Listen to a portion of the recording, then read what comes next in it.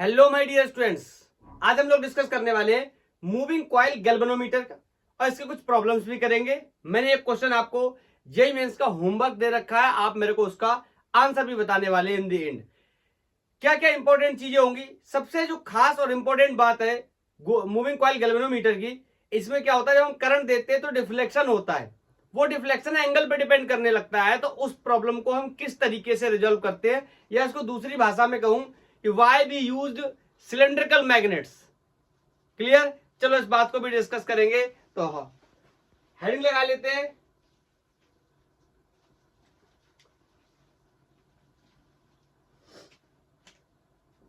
Moving coil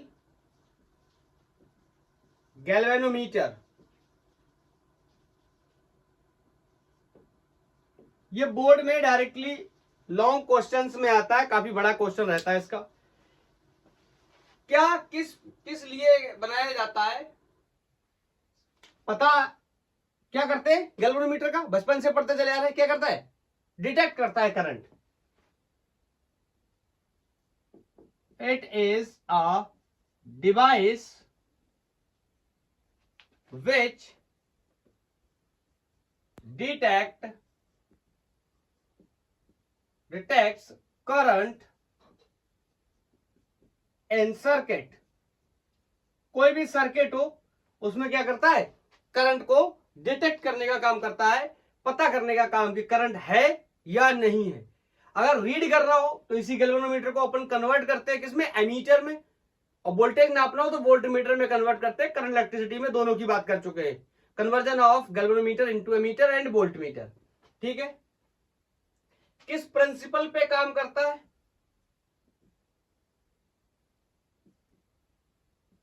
क्या principal होता है इसका काम करने का?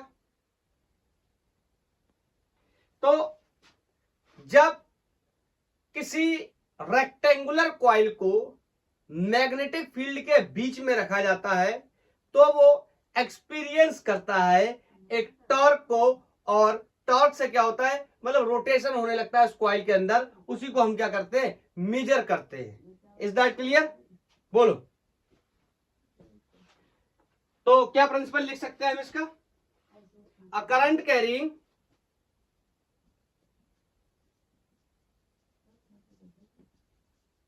loop placed in magnetic field, it experiences a torque। आगे चल के मैं आपको बताऊंगा इस टॉर्क में ही प्रॉब्लम है। टॉर्क जनरली, टॉर्क की क्या वैल्यू लिखते हैं हम लोग? NIAB sine theta. जो साइन थीटा है that was the problem for us, उसको रिजॉल्व करने के लिए हमने देखा था। और एक बात मैं यहां पर और भी ऐड करना चाहता हूं, जो टॉर्क को ना बोल के मैं करंट डिपेंडेंट टॉर्क बोलना चाहता हूं। करंट डिपेंडेंट टॉर्क, ये वही बात है जो साइन थीटा, जो थीटा हमें परेशान करता है, इसीलिए मैंने लिख दिया क्या? Current dependent torque. ऐसा टॉर्क जो किस पे डिपेंड करता है? करंट पे। आप कहोगे सर टॉर्क तो हमेशा करंट पे डिपेंड करता है, क्योंकि टॉर्क की वैल्यू ऐसी होती है NIAB साइन थीटा। इसका क्या मतलब है करंट डिपेंडेंट का? आगे चल के मैं आपको बताऊंगा। Is that clear? ये क्या करता है? Which rotates loop and produces turning effect. Turning effect मतलब उसको घुमाना शुरू करता है। ये बेसिक प्रिंसिपल है। करंट कैरिंग लूप लिख लो, चाहे आप रेक्टेंगुलर लूप लिख लो। ठीक है, जब किसी रेक्टेंगुलर लूप को मैग्नेटिक फील्ड में रखते हैं या लूप को मैग्नेटिक फील्ड में रखते हैं, टॉर्क एक्सपीरियंस करता है। ये प्रीवियस लेक्चर में ही हम लोग पढ़ करके आए, लेकिन हम लोग स्पेशल डिवाइस का ऊपर काम कर रहे हैं जिसका नाम क्या है? गैल्वेनोमीटर। तो इसका प्रिंसिपल देख लिया। अब चलते हैं सबसे इंपॉर्टेंट टॉपिक इसके तरफ, कंस्ट्रक्शन कैसे बना करके हम इसको रेडी करेंगे। फिर एक एक चीज के बारे में डिस्कस करेंगे, कोई भी डाउट आपका होना नहीं चाहिए इसके बाद।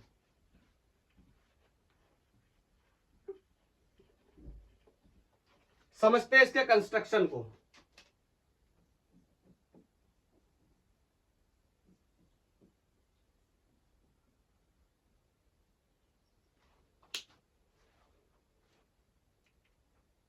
इस तरीके से यहां पर हम लोग क्या करते हैं, ये दो परमानेंट मैग्नेटिक पोल लेते हैं इस तरीके से। एक को मैंने नॉर्थ और एक को मैंने साउथ लिख दिया। Is that clear? उसके साथ यहां पर एक रेक्टेंगुलर लूप को लटकाते हैं। मैं लटकाने का तरीका कुछ इस तरीके से दिखाता हूं। ये मैंने एक सॉफ्ट आयरन कोर लगाया, इसकी भी एक अपनी वजह है, और फिर इसको मैंने इस तरह यहां ऊपर यहां लगा करके एक मैंने मिरर लगाया, एक शीशा लगाया। क्यों? हर चीज की वजह होती है, बताएंगे, धीरे धीरे डिस्कस करेंगे। और यहां से मैंने इसको क्या कर दिया, कुछ इस तरह लटका दिया। फिर नीचे से मैंने इसको एक स्प्रिंग से बांध करके नीचे इस तरीके से लटका दिया। अब क्या है, इस सॉफ्ट आयरन कोर के ऊपर अपन क्या करेंगे, वायर्स की टर्निंग करेंगे in the form of rectangular loop. तो मैं क्या करूंगा, इसके ऊपर इस तरीके से, अब इसको यहां पर 2D बोर्ड पे इस तरीके से बताना तो पॉसिबल है नहीं, आप समझ लो ये इस तरीके से है। तो इस पर मैं क्या करने जा रहा हूं, ध्यान से सुनना। एक धागा लिया मैंने, जो कि वायर लिया मैंने, वायर को यहां एक टुकड़ा पकड़ा और इस तरीके से, शायद आप मेरी बात आप समझ पाए होंगे। एक फंदा लगाया ऐसे, फिर दूसरा ऐसे, ऐसे मैं टर्निंग करता चला जा रहा हूं, समझ रहे हो ना? तो इसको यहां पर मैं इस तरीके से दिखाता हूं कुछ।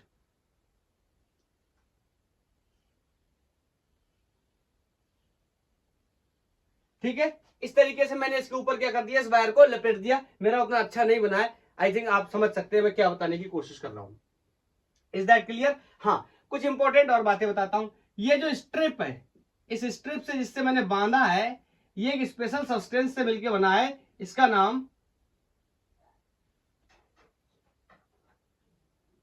नाम फॉस्फोर ब्रॉन्ज होता है। क्यों बनाया गया फॉस्फोर ब्रॉन्ज का, ये भी अभी डिस्कस कर लेंगे। ठीक है, ये स्प्रिंग लगाया गया है। लेट्स से इसका नाम मैंने कोई डब्ल्यू रखा था, इसका नाम कोई टी रख दे रहे हैं। ठीक है, ये स्प्रिंग यहां पर बांधा हुआ है। तो ये हो गई एक जनरल कंस्ट्रक्शन किसकी, मूविंग कॉइल गैल्वेनोमीटर की। इस तरीके से दो स्ट्रॉन्ग परमानेंट मैग्नेट के बीच में हम एक रेक्टेंगुलर कॉइल को सस्पेंड कराते हैं, दो स्ट्रिप से बांधकर, ऊपर एक स्ट्रिप से बांधते हैं और नीचे एक स्ट्रिप से बांधते हैं। Of course this is also made by phosphor bronze. और ये वाला एंड यहां से और यहां से अपन क्या करते हैं, बैटरी कनेक्ट करते हैं या मेंस से कनेक्ट करते हैं, जिससे इसके अंदर क्या देते हैं हम लोग, करंट। बोलो, जब करंट जाएगा इस लूप के अंदर, this loop will behave like a magnet and it is placed in the magnetic field. Is that clear? Then it will experience a torque. तो इसको क्या करेगा, रोटेशन इफेक्ट मिलने की कोशिश करेगा। यहां से समझते हैं। अब इस कंस्ट्रक्शन के बारे में कुछ इंपॉर्टेंट बातें जान लेते हैं, किस किस चीज का क्या इस्तेमाल है और क्यों हमने लगाया है। तो सबसे पहला सवाल है कि मैंने फॉस्फोर ब्रॉन्ज के स्ट्रिप का इस्तेमाल क्यों किया। फॉस्फोर ब्रॉन्ज स्ट्रिप ही क्यों, कुछ और क्यों नहीं। तो इसके बारे में मैं आपको दो तीन बातें बताता हूं। सबसे पहली बात, ये इस तरीके का स्ट्रिप मैं लेना पसंद करता हूं इस पर्टिकुलर कंस्ट्रक्शन के लिए जो इलास्टिक हो। Is that clear? इलास्टिसिटी होने से क्या होगा, अब इलास्टिसिटी हम लोग पढ़ चुके हैं क्लास 11th में। तो जितना ज्यादा इलास्टिक होगा उतना अच्छा होगा हमारे लिए। क्यों बताओ, जब ये घूमना शुरू करेगा, इज दैट क्लियर, जब ये घूमना शुरू करेगा इसके अंदर, और अगर ये इलास्टिक नहीं होगा तो ये क्या कर जाएगा, टूट जाएगा, और हम ऐसा नहीं चाहते। दैट्स वाई हमने फॉस्फोर ब्रॉन्ज को इसलिए सेलेक्ट किया है, क्योंकि क्या है, ये परफेक्टली इलास्टिक सब्सटेंस है। बोलो, पहली तो ये हो गई इसकी खास बात कि ये क्या है, इलास्टिक सब्सटेंस है। दूसरी इसकी खास बात, आपको पता है कि जब भी हम किसी सब्सटेंस को लेते हैं और उसमें करंट फ्लो कराना होता है, तो ऑफ कोर्स उसकी प्रॉपर्टी होनी चाहिए किसकी, कंडक्टर की। तो ये क्या है, it is very good conductor of electricity. ये इलेक्ट्रिसिटी का बहुत अच्छा कंडक्टर है, आराम से करंट हम फ्लो करा सकते हैं। एक और इंपॉर्टेंट बात है, आपने देखा होगा ना कि लोहा बाहर पड़े पड़े ऑक्सीडाइज होने लगता है, मतलब लोहे के ऊपर कोटिंग हो जाती है। इस तरीके से ये इस तरीके का सब्सटेंस है, ये ऑक्सीडाइज नहीं होता। तीसरी इसकी खास बात, इट डज नॉट ऑक्सीडाइज।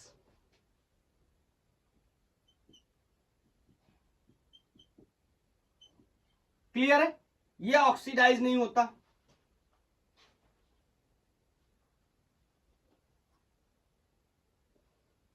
समझे। और एक और इसकी विशेषता है, आप बताओ, जब इसमें करंट फ्लो करेगा तो ये मैग्नेट की तरह बिहेव कर सकता है। Everybody knows current carrying conductor behaves like a magnet. लेकिन ये फॉस्फोर ब्रॉन्ज इस तरीके का मेटल है कि इसमें मैग्नेटिक इफेक्ट नहीं होता। Is that clear. करंट होने के बावजूद भी ये क्या नहीं बनता है, मैग्नेट नहीं बनता है। आप कहोगे सर ये तो विरोधाभास हो गया, करंट कैरिंग कंडक्टर मैग्नेट की तरह बिहेव नहीं कर रहा है। इस बात को हम लोग नेक्स्ट चैप्टर में डिस्कस करेंगे। ये लास्ट लेक्चर होने वाला है मूविंग चार्जेस एंड मैग्नेटिज्म का। इसके बाद मैग्नेटिज्म एंड मैटर की बात करेंगे, तो वहां डिस्कस करेंगे कितने प्रकार के मैग्नेटिक सब्सटेंस हो सकते हैं। ठीक है, तो ये कैसा है, ये कैसा है, it is non magnetic substance या इट इज नॉन मैग्नेटिक। इतना ही काफी है, समझ गए। इन चार इंपॉर्टेंट बातों की वजह से मैंने फॉस्फोर ब्रॉन्ज के स्ट्रिप को बनाना पसंद किया है over the other substance. Is that clear. ये सारी बातें क्लियर होनी चाहिए। कहीं पर कोई नीट में या मेंस में इस तरीके से बाल की खाल निकाल करके क्वेश्चन पूछ सकता है, और बाकी जो इंपॉर्टेंट न्यूमेरिकल कहां से पूछेगा उसके बारे में आगे चलकर डिस्कस करेंगे। बोलो, तो आप साथ ही साथ नोट्स बनाते जाओ, नोट करते जाओ, क्योंकि इसका डिस्क्रिप्शन काफी लंबा चौड़ा होने वाला है, राइटिंग बहुत ज्यादा होगी इसके अंदर। चलो, अब दूसरा सवाल ये पैदा होता है कि ये आपने मिरर क्यों लगाया है। मैं मिरर को यहां बता देता हूं कि क्यों लगाया है। बहरहाल जब कंस्ट्रक्शन को एक्सप्लेन करेंगे तो वहां पर भी बताऊंगा कि मिरर को क्यों लगाया गया। अच्छा, अब एक बात बताओ, बहुत ही बेसिक बात है, कॉमन सेंस की बात है। जब इसमें करंट फ्लो करेगा, किसमें, इस कॉइल में, तो ये मैग्नेट बनेगा और मैग्नेटिक पोल के अंदर रखा हुआ है, मैग्नेटिक फील्ड में रखा हुआ है, तो ये रोटेट करना स्टार्ट करेगा। अब बताओ, वायर को देख के तो रोटेशन के बारे में आइडिया नहीं लग पाएगा ना, इसीलिए मैंने यहां पर एक क्या लगा दिया, मिरर लगा दिया, ताकि मेरे को यहां से इजीली क्या दिखाई दे जाए कि कितना डिफ्लेक्शन हो रहा है, मिरर मेरे को घूमता दिखाई देगा। Is that clear. मिरर की सहायता से आगे चल के हम मीटर भी लगा लेंगे, काउंटर, जिससे क्या करेंगे हम रीडिंग को नापने के लिए। Is that clear. तो मिरर का काम क्या है, डिफ्लेक्शन बताना है। ये परमानेंट पोल ऑफ मैग्नेट्स है, आगे चल के मैं आपको बताऊंगा, इनको भी हटाना पड़ेगा। क्यों, जो वजह थी साइन थीटा की वो यहीं से रिजल्व होगी। Is that clear. स्प्रिंग लगाया है, इतनी बातें क्लियर है। तो मैं अब यहां पर इसके एक्सप्लेनेशन में, इसके कंस्ट्रक्शन में मैं लिखना शुरू करता हूं कि हम लोगों ने क्या क्या किया है। ये आपको अगर बोर्ड एग्जाम में आता है तो पूरा लिख के बताना पड़ेगा। जब इसका ये खत्म हो जाएगा, हम लोग टॉर्क पे बात करना शुरू कर देंगे, वहां से नीट और जेई के क्वेश्चन स्टार्ट होंगे। बोलो, तो मैं यहां से लिखना शुरू करता हूं, a rectangular coil of several turns placed in magnetic field ऐसे नहीं, several turns bounded over soft iron core। ये जो सिलेंडर टाइप का लिया था ना, ये सॉफ्ट आयरन कोर था। मैं यहां पे चलते चलते एक बात और आपको बताता हूं, सॉफ्ट आयरन कोर मैंने क्यों लिया, ये बात को बताने के लिए। वैसे तो नेक्स्ट लेक्चर में, नेक्स्ट टॉपिक में जाकर के बहुत ज्यादा डिस्कस होगा, लेकिन तब तक के लिए मैं आपको बता दे रहा हूं, ये सॉफ्ट आयरन कोर जो होता है ना, ये मैग्नेटिक फील्ड की स्ट्रेंथ को बढ़ाता है। Is that clear. इसलिए से मैंने क्या किया हुआ है, सॉफ्ट आयरन कोर के ऊपर इसको बांधा हुआ है।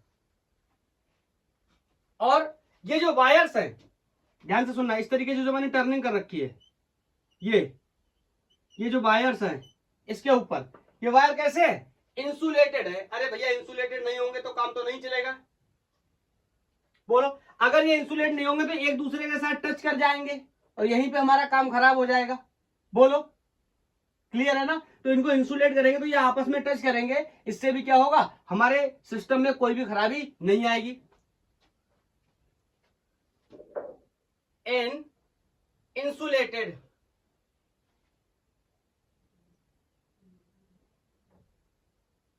in insulated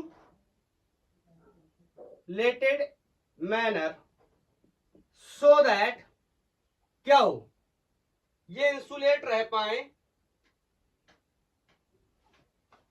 एक को वायर को इंसुलेट कर दिया ताकि क्या हो जाए, सो दैट ईच टर्न क्या रह सके, इंसुलेटेड रह सके फ्रॉम अदर, दूसरे टर्न से क्या रह सके, इंसुलेटेड। समझ गए? लटकाया वायर के बारे में बताया, इंसुलेटेड इसके बारे में बताया, अब इन स्ट्रिप्स के बारे में भी डिस्कस करना शुरू कर देंगे। आगे चल के देखो, बता दे, शुरू करते हैं। क्या कॉइल क्या कर रहा है, is suspended between two poles of permanent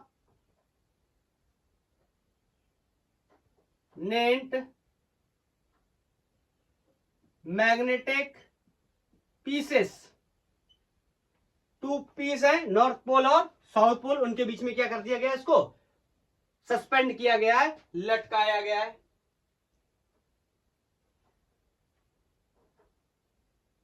अब इस स्ट्रिप के बारे में बताना शुरू कर देते हैं। क्या, आ फाइन स्ट्रिप, मैंने नाम दिया था इसको डब्ल्यू, ठीक है? क्या कर रहे हैं, एक फाइन स्ट्रिप लगा रहे हैं हम लोग, डब्ल्यू किसकी है, of phosphor bronze, phosphor bronze की, क्यों, बहुत ज्यादा इसके बारे में डिस्कशन कर चुके हैं। Is used to suspend the coil, phosphor bronze का स्ट्रिप क्या किया हमने, यूज किया है सस्पेंड करने के लिए। और इसके बारे में बता देंगे, क्या एक मिरर लगाया है, इसके बारे में भी बताएंगे, नीचे एक स्प्रिंग लगाया है, and lower end of strip is connected with a spring। बोलो, इसको एक स्प्रिंग के साथ कनेक्ट किया गया है, which is also made by phosphor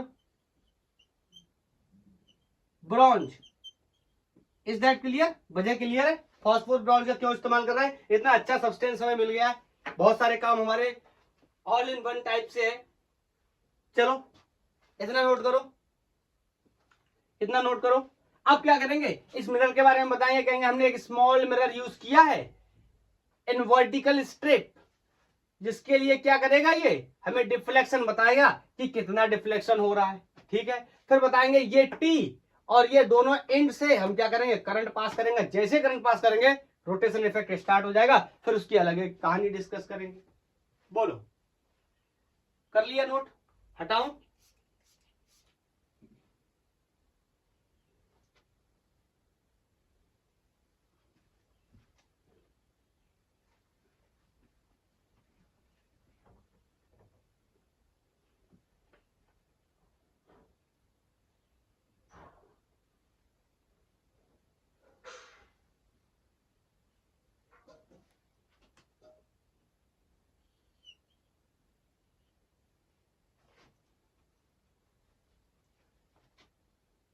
A small mirror is fixed between phosphor strip, ठीक है।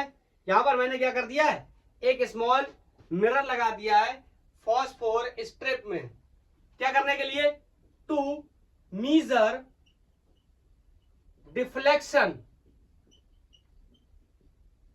इन कॉइल। ये कॉइल कितना डिफ्लेक्ट कर रहा है, कितना रोटेट कर रहा है, इस बात को पता करने के लिए मैंने यहां पर क्या लगा दिया है, एक मिरर फिक्स कर दिया है, ठीक है।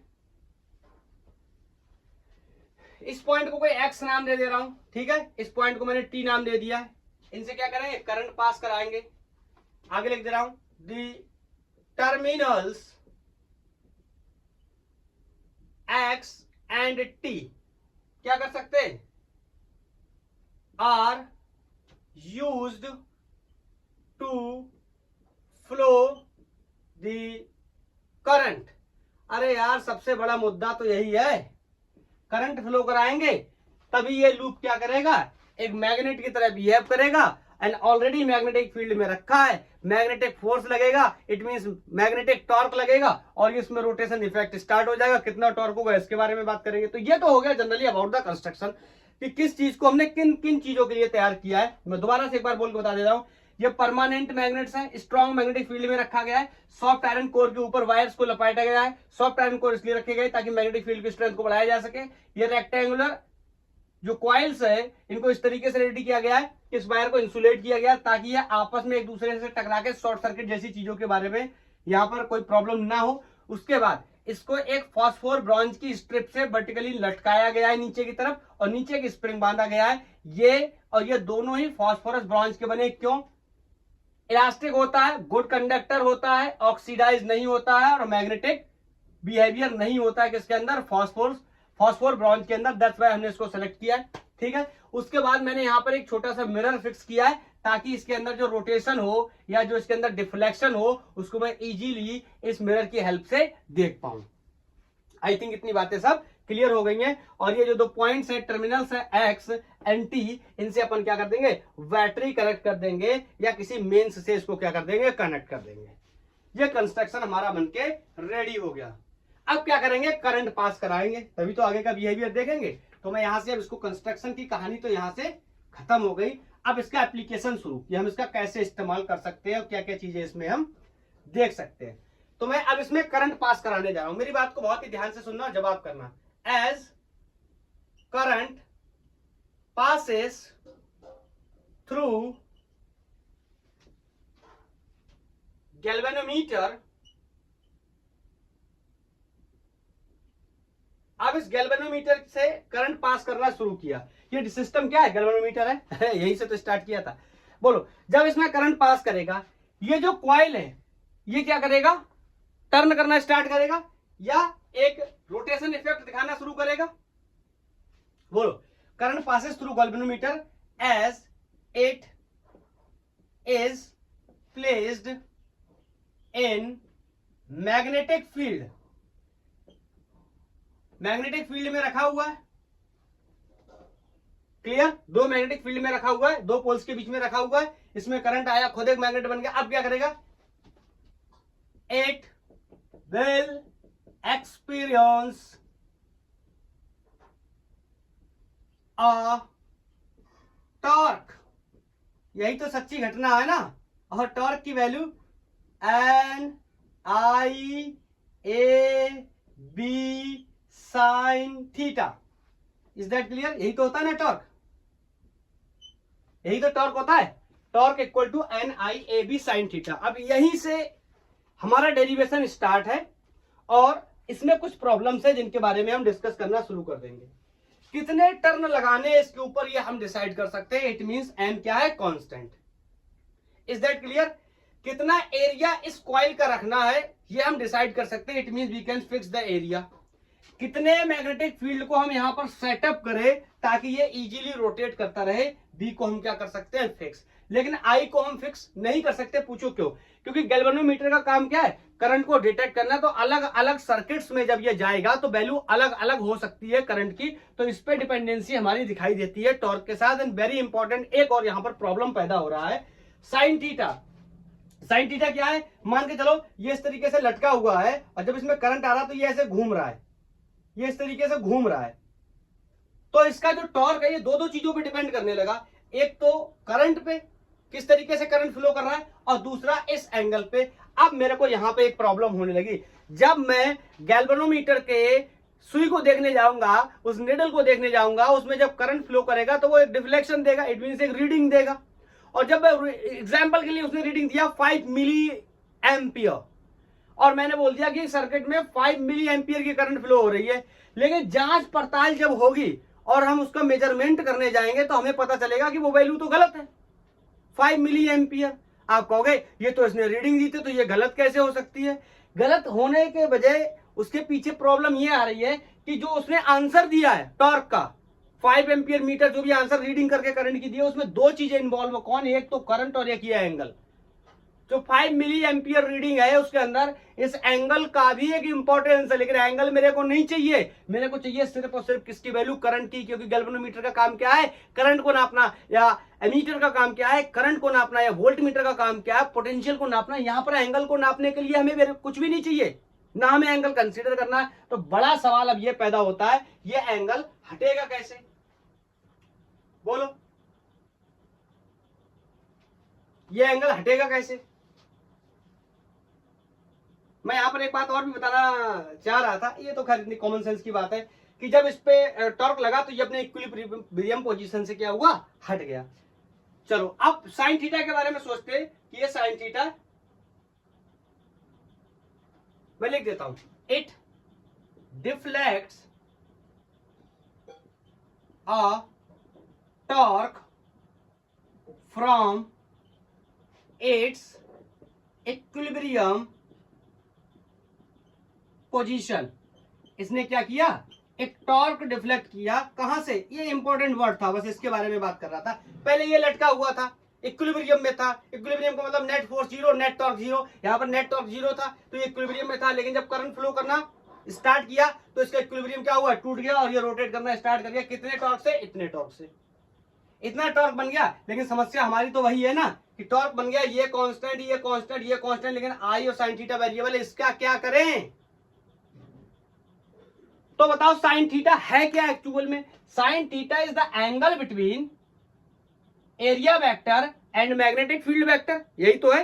चलो मैं इसको साफ करके ऊपर से फिर से एक्सप्लेन करके बताता हूं और चीजों के बारे में। ये काफी इंपॉर्टेंट क्वेश्चन है, कई बार पूछा भी जाता है कि ये जो साइन थीटा का प्रॉब्लम है ये हमने कैसे करके रिजॉल्व किया, तो इसके बारे में मैं अब आपको बताने जा रहा हूं।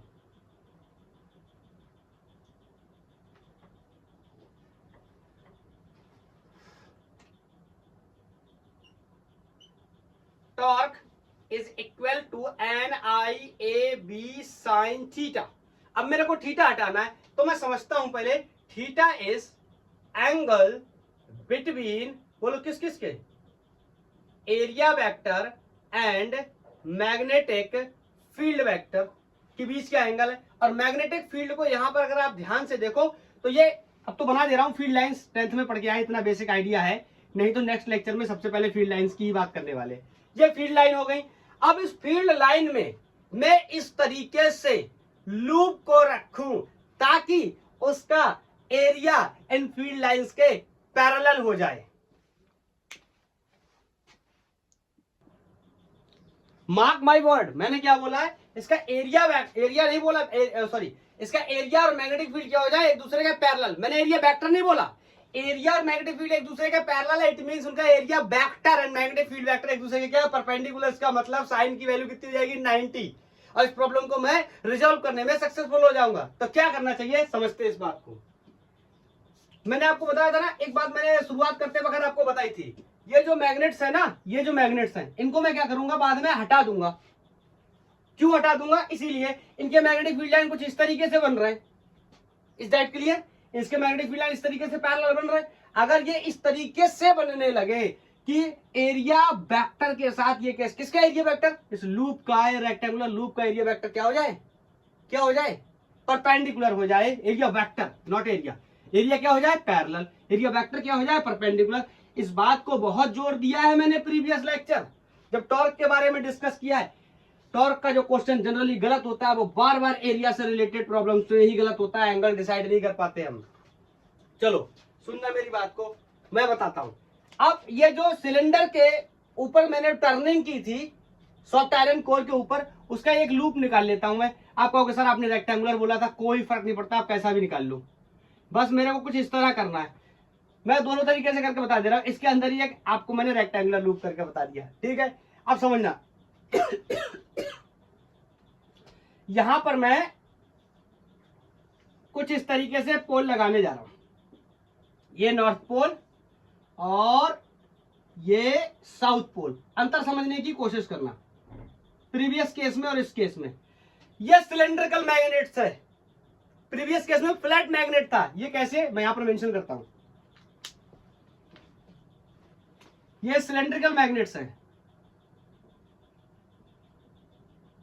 सिलेंड्रिकल मैग्नेट्स हैं। आपको पता है सिलेंड्रिकल मैग्नेट्स हैं, इसका मतलब इनका जो फील्ड लाइन होगी वो इस तरीके से होगी, बोलो कहीं पर भी होगी, इस तरीके से होगी, इस तरीके से होगी इसकी फील्ड लाइन। और मेरी बात को ध्यान से सुनना, ये लूप चाहे आप ये वाला लूप कंसीडर कर लो या ये वाला लूप कंसीडर कर लो, इन दोनों का ही जब आप एरिया वेक्टर निकालने जाओगे तो या तो परपेंडिकुलर आउटवर्ड आएगा या परपेंडिकुलर इनवर्ड आएगा। क्या आप मेरी बात समझ पा रहे हैं? या तो एरिया वेक्टर परपेंडिकुलर आउटवर्ड आएगा या एरिया वेक्टर परपेंडिकुलर इनवर्ड आएगा। मैं सिर्फ अपनी स्टोरी में बस इतना बताना चाहता हूं कि area vector and magnetic field vector दोनों अब इस कंडीशन में परपेंडिकुलर हो चुके हैं। इट मींस एरिया पैरेलल हो चुका है किसके, मैग्नेटिक फील्ड के। और एंगल की वैल्यू कितनी हो गई है, मैक्सिमम। साइन थीटा की वैल्यू कितनी होगी, मैक्सिमम। और मैं इसको हटाने में कामयाब हो जाऊंगा। बोलो क्या आप मेरी बात को समझ पाए? मैं कह सकता हूं नाउ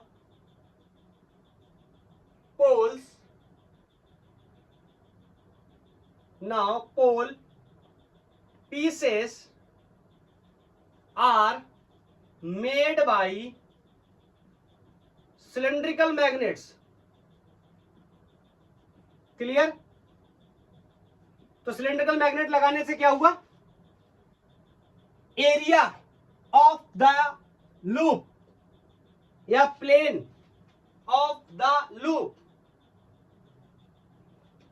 इससे क्या हुआ, मैग्नेटिक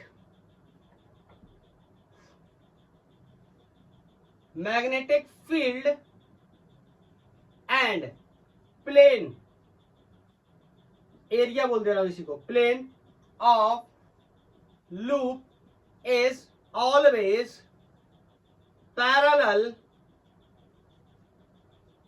टू ईच अदर। मैं यहां पर दोबारा से एक बात बताना चाहता हूं, ये शब्द मैंने लिखा है पैरेलल, लेकिन इसके साथ साथ क्या लिखा है, प्लेन या एरिया, नॉट एरिया वेक्टर। मैं पिछले लेक्चर में आपको बता चुका हूं area and area vector both are the different things. Area is the magnitude of the area vector, is that clear? तो मैं यहां पर ब्रैकेट में मेंशन कर दे रहा हूं कि area vector and magnetic field vector is perpendicular to each other। अब बिल्कुल ये कॉन्सेप्ट क्लियर होना चाहिए, मैंने आपको पूरी ही बात बता दी। सिलेंड्रिकल मैग्नेट, तो क्वेश्चन पूछा जाता ना कि हमने कैसे रिजॉल्व की साइन थीटा की प्रॉब्लम, तो सबसे पहला हमारा जवाब होना चाहिए इस साइन थीटा की प्रॉब्लम को रिजॉल्व करने के लिए मैंने सिलेंड्रिकल मैग्नेट्स का यूज किया। तो सिलेंड्रिकल मैग्नेट्स का यूज करके क्या हो गया, सिलेंड्रिकल मैग्नेट का यूज करके मैग्नेटिक फील्ड लाइन और इस लूप का एरिया एक दूसरे के पैरेलल हो गया हमेशा के लिए, या ये कह सकते हैं इसका area vector and magnetic field vector हमेशा एक दूसरे के क्या हो गया, परपेंडिकुलर हो गया। ओके, तो साइन की वैल्यू कितनी हो गई, 90। सो आई कैन से, मैं यहां पर इसको मेंशन करने जा रहा हूं, साइन थीटा क्या हो जाएगा, या साइन थीटा ना लिख के मैं ऐसा लिख दूं कि theta will be 90। So sine 90 की वैल्यू कितनी हो जाएगी, 1, जो कि क्या होती है, मैक्सिमम। Is that clear? तो ये साइन थीटा का जो प्रॉब्लम था ये भी हट गया। Is that clear? तो अब नॉर्मल फॉर्म में मेरा टॉर्क आ चुका है और उसकी वैल्यू को मैं लिख लेता हूं। और मैं आपको याद दिलाऊंगा कि जब मैंने इसका प्रिंसिपल लिखा था तो मैंने एक बात लिखी थी और मैंने कहा था इस बात को मैं आगे चल के बताऊंगा। मैंने वहां पर बताया था when a loop is placed in between two poles piece between है क्या बोल दिया, टू पोल, दो पोल के बीच में मैंने जब रखा था तो उस पर एक टॉर्क लगा था। और टॉर्क कैसा था, मैंने पहले तो टॉर्क लिख दिया था, उसके बाद मैंने उसको साफ करके दोबारा लिखा था करंट डिपेंडेंट टॉर्क। तभी मैंने आपसे एक सवाल भी कहा था, मैंने कहा था करंट तो हमेशा डिपेंड करता है, तो मैंने कहा था इसको आगे चल के बताऊंगा। अब समझो ये टॉर्क क्या हो गया, NIAB, यही तो हो गया, साइन थीटा खत्म हो गया। और ये टॉर्क किस पे डिपेंड कर रहा है, सिर्फ और सिर्फ किस पे, करंट पे। क्या मेरी बात समझ पाए, टॉर्क हमेशा करंट पे डिपेंड करता है, ये बात सही है, लेकिन अदर फैक्टर्स पे भी डिपेंड करता है। अदर फैक्टर्स को जैसे एन और एबी को तो अपन ऑलरेडी कांस्टेंट कर चुके थे, जो साइन थीटा का प्रॉब्लम था उसको भी मैंने रिजॉल्व कर लिया। इसका मतलब अब टॉर्क सिर्फ और सिर्फ किस पे डिपेंड कर रहा है, करंट पे। जैसे जैसे करंट आएगा वैसे वैसे लूप घूमेगा। और अभी जो अपन जो भी रीडिंग मैंने ली थी, मान लो 3 मिली एम्पियर की जो रीडिंग ली थी, अब जो रीडिंग आने वाली है वो एग्जैक्टली इस करंट की वजह से ही आने वाली है। अब कोई भी साइन थीटा का एवरेशन यहां देखने को नहीं मिलेगा, क्योंकि मैंने उसको रिजॉल्व कर लिया by the help of cylindrical magnets. ठीक है, या कुछ लोग हॉर्स शू शेप मैग्नेट भी लिखते हैं। Is that clear? क्या आप मेरी बात को समझ पाए? अब चलो फिर से शुरू करते हैं। अब ये वाला जो पिक्चर था ना, मैं यहां पे इसको छोटू सा बना देता हूं, क्योंकि अब मैक्सिमम काम अपना हो चुका है।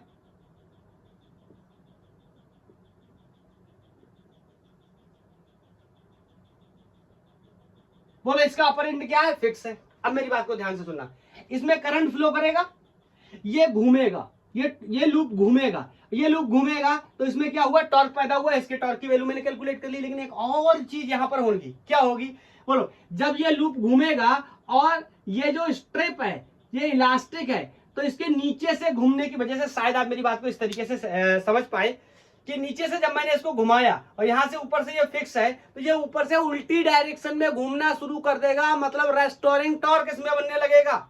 और रेस्टोरिंग टॉर्क सिर्फ किस पे डिपेंड करेगा, सिर्फ किस पे डिपेंड करेगा, इसके घुमाव पे। क्या ये बात समझ में आ रही है? अगर मेरे पास रस्सी होती तो शायद मैं इसको बेहतर तरीके से बता पाता। ऊपर से मैं रस्सी को बांध लेता, ट्राई टू फील इट। मैंने ऊपर से रस्सी को बांध दिया, आप नीचे से रस्सी को ऐंठ रहे हो, ठीक है, ऐठन होती रहेगी होती रहेगी होती रहेगी, और ऐठन कहां जाएगी, ऊपर की तरफ जाएगी। बोलो, ऐठते रहोगे आप, ऐठन ऊपर की तरफ जाती रहेगी जाती रहेगी। फिर क्या होगा, एक समय के बाद ऊपर से भी टॉर्क बनना शुरू कर देगा, मतलब जितना आप ऐठोगे उतना ही मुश्किल होता जाएगा ऐठने आपके लिए। यही तो होता है ना, जितना आप बैठते जाओगे उतना ही और मुश्किल हो जाएगा, उतना ही और मुश्किल होता जाएगा। मतलब ऊपर से भी एक रेस्टोरिंग टॉर्क पैदा करने लगेगा, जो किस पे डिपेंड करेगा, क्या करंट पे ना, किस पे डिपेंड करेगा, इस पे जो आप नीचे से ऐंठ रहे हो, अप्लाइड टॉर्क पे। अगर आप ऐंठना बंद कर दो, वो टॉर्क वहीं पे स्टॉप हो जाएगा। अगर आप और ऐंठोगे तो ये वाला टॉर्क और बढ़ने लगेगा। कौन सा, रेस्टोरिंग। रेस्टोरिंग फोर्स किसके प्रोपोर्शनल हो जाएगा, किसके, अप्लाइड टॉर्क के इन इक्विलिब्रियम कंडीशन। चलो इस बात को समझते हैं। मैं बोलूं as upper end of strip, W नाम दिया था, स्ट्रिप डब्ल्यू इज फिक्स्ड। बोलो, ऊपर से ये फिक्स्ड है, तो इसमें जब करंट पास करेगा, बोलो, as current passes strip get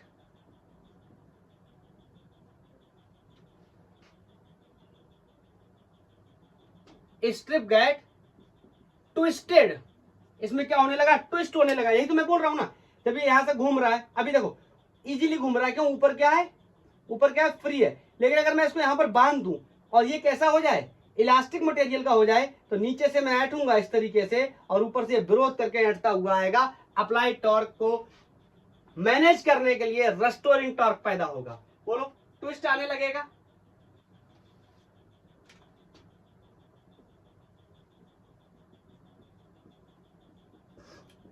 ये मैंने पूरी बात लिख दी। As current passes through the strip, strip get twisted when coil rotates. जब कॉइल रोटेट करना शुरू करती है तो उसमें क्या होता है, ट्विस्ट आने लगता है। बोलो,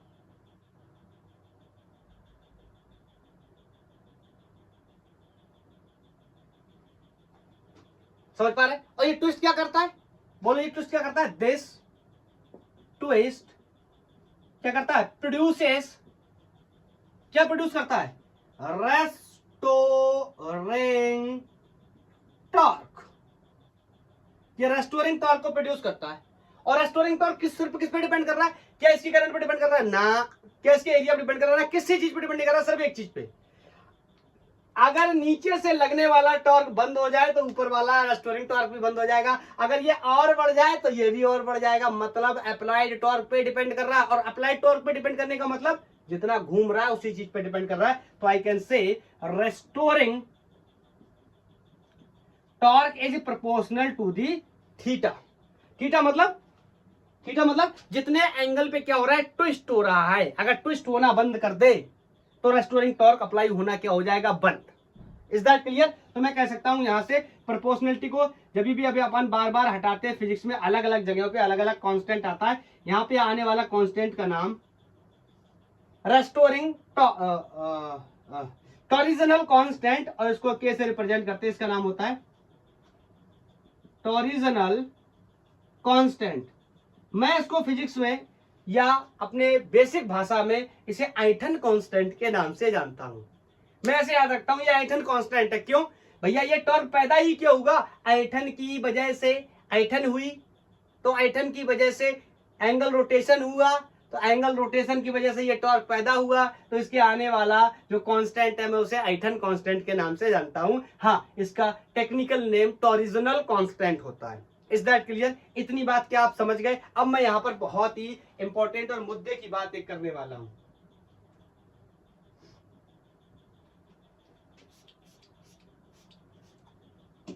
समझ गए? ये बनकर रेडी हो गया। अब मैं आपसे पूछूं क्या होगा? आप कहोगे सर करंट फ्लो करती जाएगी, कॉइल मैग्नेट की तरह बिहेव करता जाएगा, कॉइल मैग्नेटिक फील्ड में रखा हुआ है, सर वो रोटेट होता रहेगा। सर अगर वो रोटेट होता रहेगा तो ऊपर का एंड फिक्स है स्ट्रिप डब्ल्यू का, तो वहां से रेस्टोरिंग टॉर्क पैदा होता रहेगा। मैं पूछूंगा कब तक? मैं पूछूंगा कब तक ऐसा होगा? तो देखो कोई ना कोई लिमिट तो होगी, ऐसा तो है नहीं हमेशा ही होता चला जाएगा, कोई ना कोई लिमिट तो होगी ना। कब तक ऐसा होगा?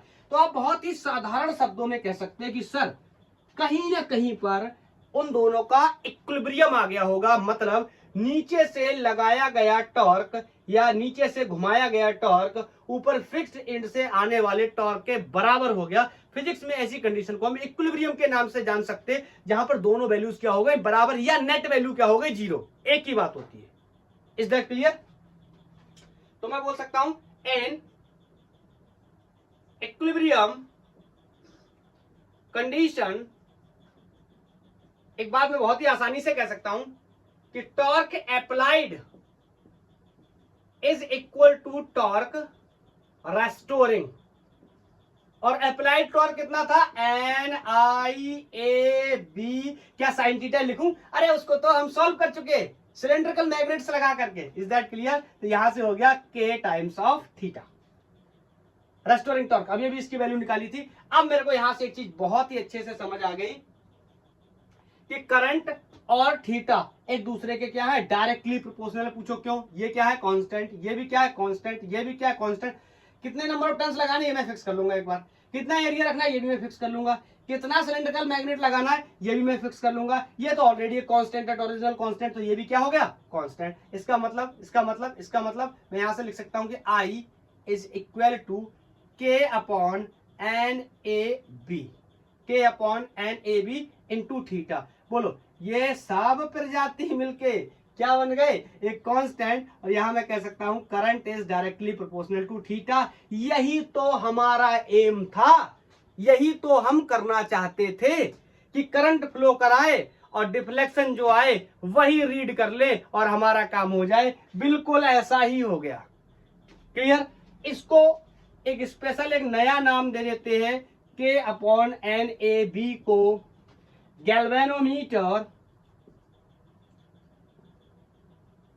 गैल्वेनोमीटर कांस्टेंट के नाम से भी जानते हैं। ओके, तो अब हम जो करना चाहते थे हम उस काम में क्या हो गए? सक्सेसफुल हो गए। सिंपली करंट आएगी, एंगल रोटेट होगा, उसी से हमें रीडिंग मिल जाएगी, हमारा काम बन चुका है। Is that clear? Is that clear? तो एक्चुअली में करंट क्या रोटेट कर रहा है, सॉरी करंट क्या रीड कर रहा है? बहुत ध्यान से अगर समझोगे तो करंट रीड कर रहा है क्या? Restoring torque. मतलब जो टॉर्क प्रोड्यूस कर रहा है कॉइल, वो नहीं रोटेट, वो नहीं मेजर कर रहा है, उसका रेस्टोरिंग। ठीक है ना, क्योंकि वो उसी पे डिपेंड करता है, इसीलिए हम रेस्टोरिंग को भी रीड करके अपना काम करके लेके चले जाएंगे। आई थिंक आप मेरी बात को बहुत ही अच्छे से समझ चुके हो। Is that clear? हाँ, अब ये थीटा की क्या कहानी है? देखो, थीटा की कहानी है कि इसका एंगल, अगर इसका ऐसा ही एंगल समझने की कोशिश करें तो हम रेडियन ट्रीट करते हैं। तो आप देख लेना क्वेश्चन में सॉल्व करते वक्त, आंसर अगर रेडियन में दिया है तो इसको रेडियन में रखना, और कंपैरिजन की बात की गई तो चाहे किसी में रख लेना, डिग्री में या रेडियन में, वो तो एलिमिनेट होना ही होना है। Okay, is that clear? ये तो हमारा प्रॉब्लम सॉल्व हो गया। अब बड़ा सवाल ये है, एक इंपॉर्टेंट बात गैल्वेनोमीटर के रिगार्डिंग और भी की जाती है कि गैल्वेनोमीटर की सेंसिटिविटी के बारे में कुछ बताइए। Very important, sensitivity of galvanometer. तो चलो डिस्कस करते हैं next topic, sensitivity of galvanometer. लगा लो article, sensitivity of galvanometer. Writing बहुत खराब है। दो प्रकार की सेंसिटिविटी हो सकती है, एक करंट सेंसिटिविटी, दूसरी voltage sensitivity.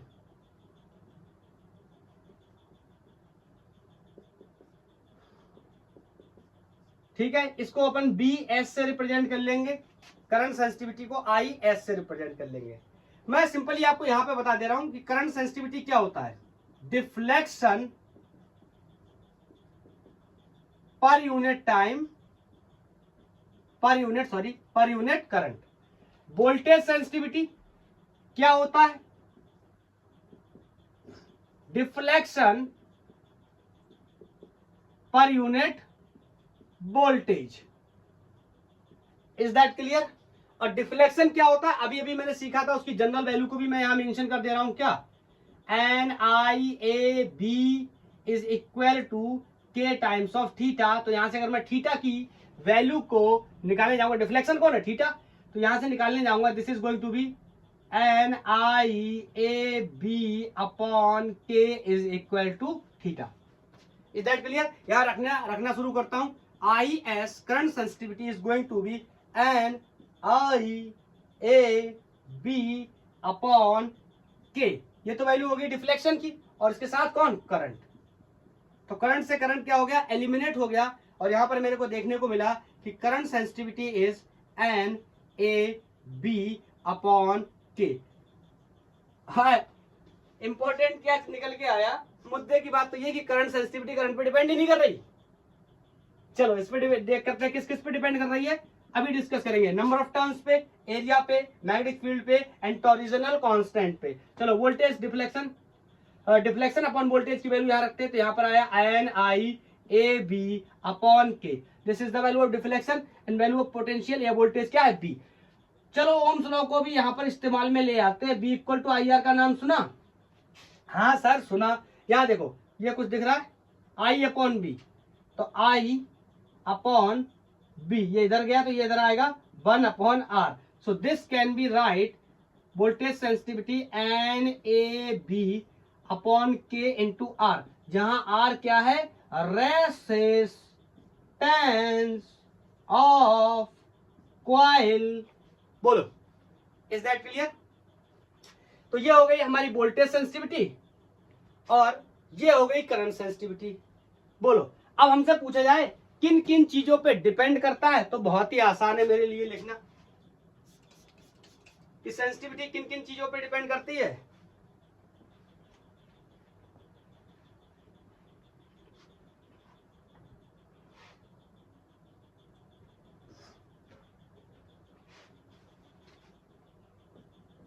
The factors on which sensitivity depends,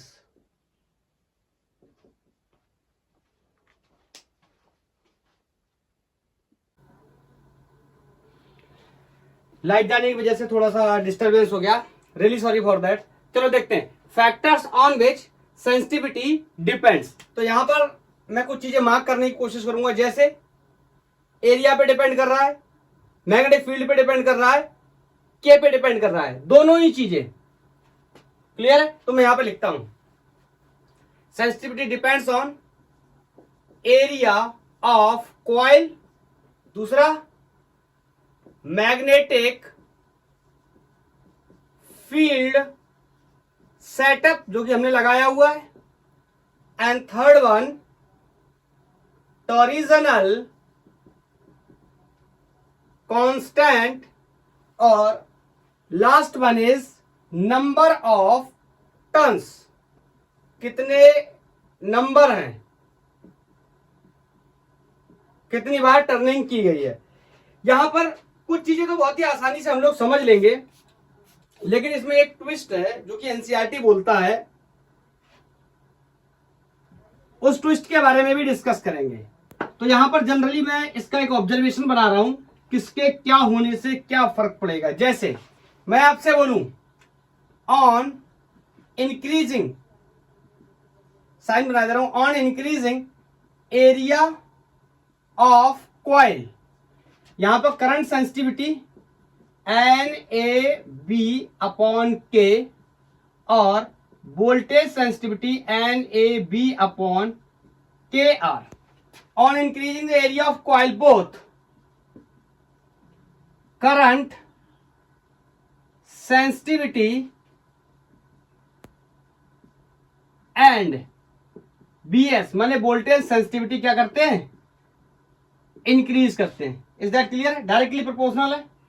दूसरा on increasing magnetic field, magnetic field को मैं इंक्रीज करूंगा तो बोथ कौन, IS current sensitivity and BS voltage sensitivity क्या करते हैं, इंक्रीज करते हैं। Is that clear? अगर मैं आपसे बोलूं के क्या है, इनवर्सली प्रोपोर्शनल, तो के घटने से ये बढ़ेंगे। ओके, तो मैं कह सकता हूं ऑन डिक्रीजिंग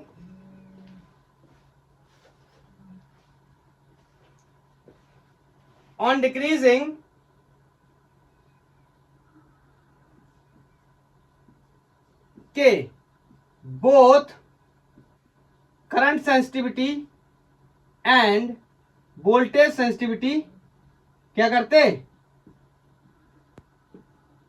इंक्रीज करते हैं। Is that clear? अब यहां पर एक बहुत ही इंपॉर्टेंट बात मैं नंबर ऑफ टर्न्स के रिलेटेड बताना चाहता हूं, जिसको एनसीईआरटी ने स्पेशली मार्क किया, तो इतना आपने नोट कर लेना, 1 2 3 नोटेड।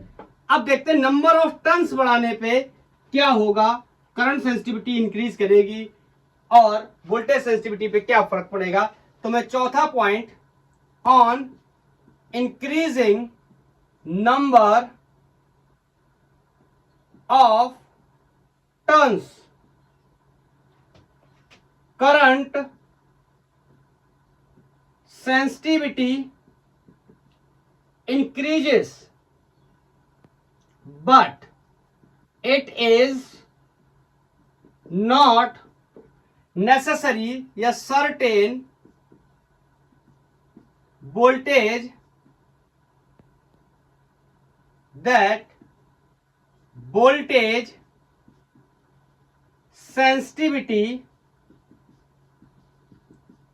will increase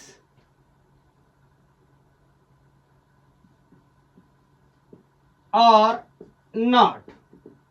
ठीक है, देखो मुद्दे की बात समझना, कह रहा है कि नंबर ऑफ टर्न्स बढ़ाने पे करंट सेंसिटिविटी तो बढ़ रहा है, लेकिन वोल्टेज सेंसिटिविटी का फिक्स नहीं है, बढ़ रहा है या नहीं बढ़ रहा है कहा नहीं जा सकता। कैसे समझते हैं, कैसे समझते हैं, ध्यान से सुनना।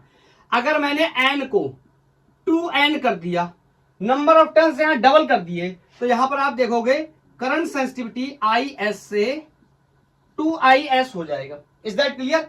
लेकिन जब मैं वोल्टेज सेंसिटिविटी की बात करूं तो नंबर ऑफ टर्न्स को जब मैं n से 2n करने जाऊंगा तो एक फैक्टर यहां पर और इन्वॉल्व है, ये रेसिस्टेंस वाला। तो ऐसा होगा ये जो रेसिस्टेंस है ये R से 2R हो जाएगा। क्यों, मैं वजह भी यहां एक्सप्लेन कर देता हूं। Everybody knows R equal to क्या होता है, रेसिस्टेंस क्या होता है, रो L अपॉन ए और L को सॉरी रो और ए को इग्नोर करके L के बारे में सीखता हूं। बोलो, resistance is directly proportional to the length of conductor. जितने ज्यादा टर्न मैं करूंगा उतना ही रेसिस्टेंस बढ़ेगा। मतलब वायर की लेंथ को मैं जितना ज्यादा क्या करूंगा, इंक्रीज करूंगा, रेसिस्टेंस भी उतना ही बढ़ेगा। और वायर की लेंथ को पहले मैंने मान लो n से 2n कर दिया, दुगना कर दिया, तो रेसिस्टेंस भी तो दुगना हो गया। तो यहां पर रखूंगा जब मैं इस वैल्यू को, तो देखने को समझ आएगा NAB अपॉन के। बोलो R, n को कितना कर दिया गया 2n, और R भी कितना हो जाएगा 2R। तो इससे ये एलिमिनेट हो गया और ये सेम वैल्यू फिर से वही आ गई। Is that clear? क्या आ गया? NABKR। इसका मतलब जो बात मैंने लिखी है ये बात एनसीईआरटी में मार्क करके बताई गई है।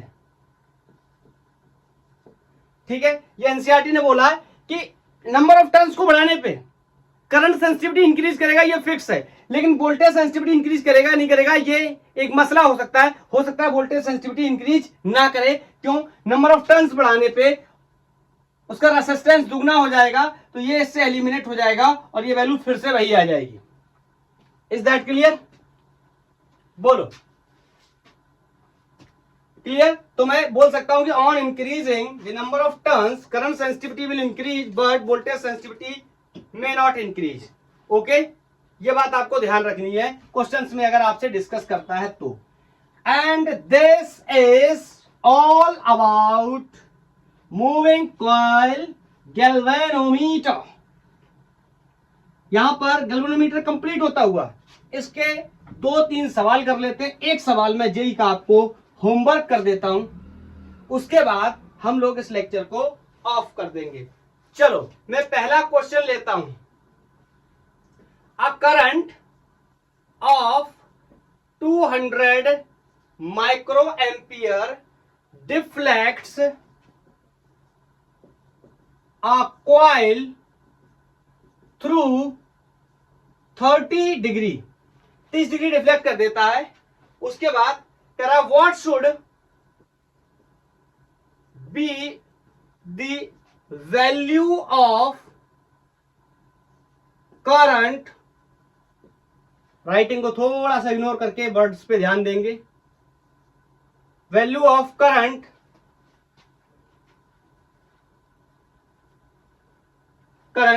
to cause rotation of, या थ्रू लिखो, rotation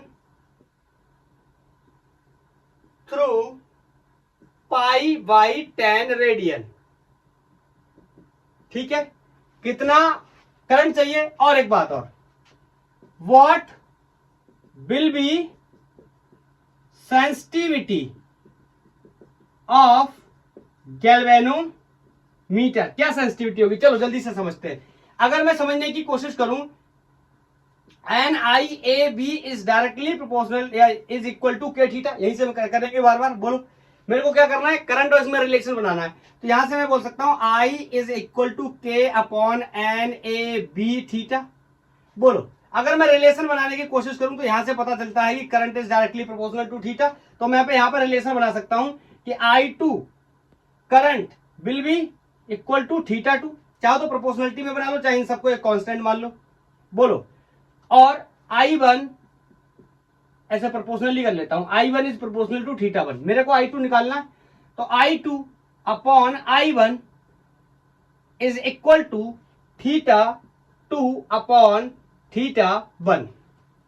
is that clear? I2 मेरे को निकालना है, तो I2 is going to be simply I1 times of theta 2 upon theta 1। तो यहां से वैल्यू को रखने की कोशिश करते हैं। I2 की वैल्यू 200 माइक्रो एम्पियर क्वेश्चन में दे रखा है, और थीटा 2 अपॉन थीटा 1। बाद में इसका रोटेशन π/10 हो जाता है, और पहले ये 30 डिग्री पे होता है। अब यहां पर देखने वाली बात है, देखो पहली बार एंगल डिग्री में दिया है, दूसरी बार एंगल रेडियन में दिया है। तो या तो दोनों को डिग्री में कन्वर्ट कर लो या दोनों को रेडियन में कन्वर्ट कर लो, और अगर करंट को एम्पियर में निकालना चाहते हो तो किस में कन्वर्ट करो? रेडियन में। Is that clear? कैसे कन्वर्ट करते हैं रेडियन में? बहुत ही आसान है, इसको π/180 से डिवाइड कर दो। Is that clear? तो ये हो गया π/6 पहले केस में, तो ये हो गया। दूसरे केस में कितना है? π/10 and then π/6। Is that clear? अब देखो इसमें ज्यादा कुछ सोच विचार का मसला है नहीं, और यहां पर जब सॉल्व करूंगा मैं तो आंसर आएगा 120 माइक्रो एम्पियर। ठीक है, इसको सॉल्व करने के बाद यहां से आंसर आ जाएगा 120 माइक्रो एम्पियर। एक बात तो मुझे पता चल गई, इज दैट क्लियर? अब मेरे से कह रहा है कि सेंसिटिविटी बताओ कितनी होगी, तो मैं यहां पर सेंसिटिविटी के बारे में डिस्कस करता हूं, दूसरे पॉइंट के बारे में। बोलो सेंसिटिविटी किसकी? करंट की बात कर रहा ना, करंट की ही बात कर रहे हैं। It means we are dealing with the current sensitivity. दो कंडीशन में निकाल सकते हैं, पहले इस कंडीशन में भी निकाल सकते हैं और बाद में भी निकाल सकते हैं, लेकिन मैं बाद में ही निकाल ले रहा हूं क्योंकि क्वेश्चन ने डायरेक्ट सेंसिटिविटी पूछी, इसका मतलब बाद में पूछी है। ठीक है, तो यहां पे मैं कह सकता हूं करंट सेंसिटिविटी। आइए सिंपली क्या होता है बोलो, थीटा अपॉन अपॉन अपॉन बोलो करंट, यही तो होता है ना। थीटा मतलब डिफ्लेक्शन, इज दैट क्लियर? और इस पर्टिकुलर कंडीशन में डिफ्लेक्शन कितना है? पाई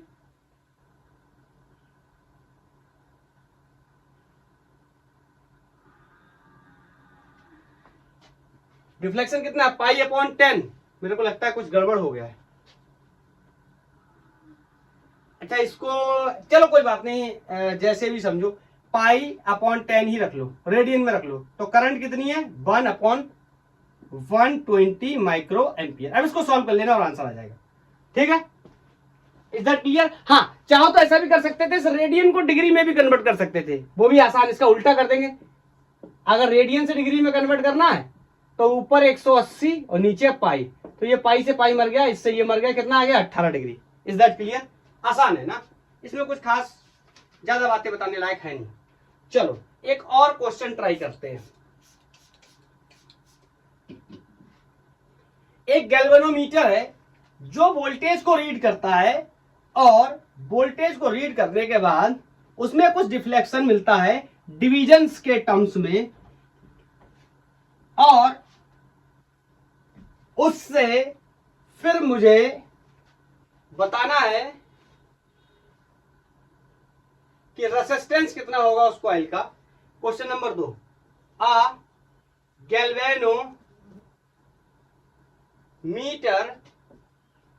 रीड्स 50 मिली वोल्ट। कितना रीड करता है? 50 milli volt for a full scale deflection. Full scale deflection के लिए 50 मिली वोल्ट को रीड करता है। Full scale deflection of 50 divisions. आगे है फाइंड एट्स BS, शॉर्ट में लिख दे रहा हूं, वोल्टेज सेंसिटिविटी मेरे को बतानी है, और फिर बताना है व्हाट विल बी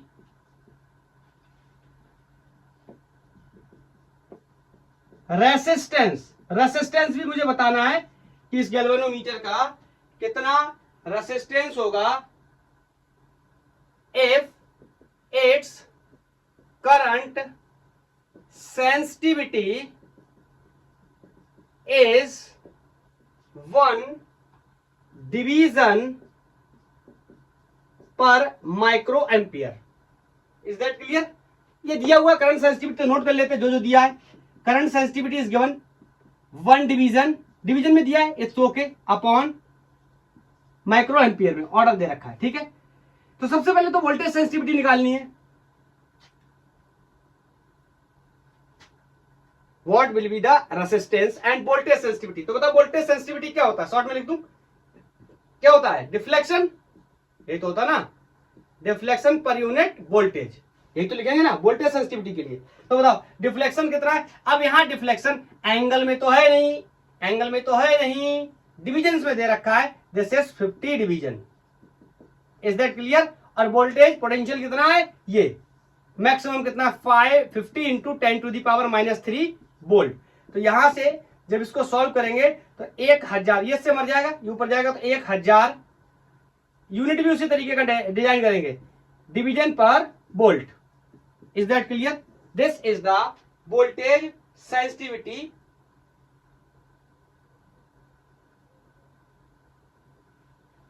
बोलो, क्लियर? और अब मेरे को बताना है क्या? रेसिस्टेंस। तो बोलो यहां से देखो, B = IR, यही तो होता ना। तो यहां कर लूंगा BS वोल्टेज सेंसिटिविटी, यहां कर लूंगा करंट सेंसिटिविटी। बोलो, तो यहां से resistance of the galvanometer is BS upon IS। BS voltage sensitivity, ये निकल के आई है 1000 डिविजन्स पर वोल्ट, और करंट की वैल्यू दे रखी है 1 division per microampere. Is that clear? क्या सॉल्व नहीं कर पाओगे? कर लेना, ये भी 1000 आने वाला है, यूनिट रेसिस्टेंस का SI ohm. Is that clear? अरे ये सब मर जाएगा, ये देखो डिवीजन से डिवीजन, इससे ये, ठीक है। बोलो, चलो वन मोर क्वेश्चन। किसी को ये तो नहीं लग रहा ना ये माइक्रो एम्पियर है, यहाँ यूनिट वगैरह, तो इसको कन्वर्ट करोगे तो वही आएगा जो मैं बता रहा हूं। Is that clear? कन्वर्ट करके देखोगे तो यही मिलेगा। चलो एक क्वेश्चन अब मैं ना आपको होमवर्क में देता हूं घर से करने के लिए, मैं नोट कर देता हूं, थोड़ा सा लेंदी है क्वेश्चन, टाइम जाएगा, पॉज करके नोट करता हूं। This question is from JEE mains 2019। 2019 में यह सवाल पूछा गया जेई मेंस में। बोल रहा है एक मूविंग कॉइल गैल्वेनोमीटर के पास 150 175 टर्न है and area of loop is also given. It is use to a torsional band of torsional constant, torsional constant की वैल्यू भी गिवन है। The coil is in the magnetic field parallel to its plane. Very important, यहां से एक बात angle भी clear हो गया।